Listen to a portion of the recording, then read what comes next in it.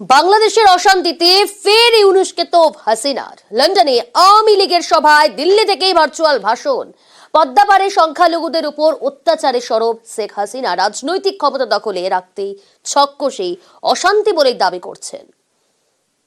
আজকে আমরা বিজয় দিবসটা এমন একটা অবস্থা পরিবেশে পালন করছি যেখানে মানুষের কথা বলার অধিকার নাই, ন্যায় বিচার করার অধিকার নাই, মৌলিক অধিকার থেকে মানুষ বঞ্চিত।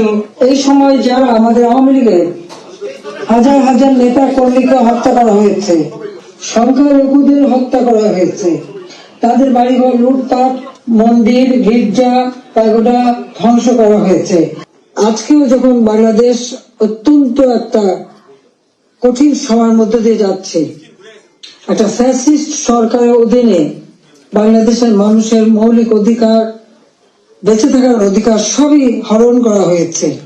সারা বাংলাদেশ জ্বলছে, প্রতিটি প্রতিষ্ঠান আগুন দিয়ে পোড়ানো। সেই অবস্থায়ও প্রবাসীরা আজকে নির্যাতিত নিপীড়িত মানুষের পাশে আছেন। এই চক্রান্তটা যে করা হয়েছিল সেটা আপনারা নিজেরাই জানেন, যে এখানে ডক্টর ইউনূস সে বহুদিন থেকে চেষ্টা করেছিল, 2007 দল করার চেষ্টা করেছিল, ব্যর্থ হয়েছিল। এরপর সে ষড়যন্ত্রে লিপ্ত হয়। শুধু তাই না, ইউনূস ক্ষমতা এসে যত জঙ্গি সন্ত্রাসী ছিল তাদেরকে তারা ছেড়ে দিয়েছে। প্রতিটি জায়গায় নির্যাতন চালানো হচ্ছে।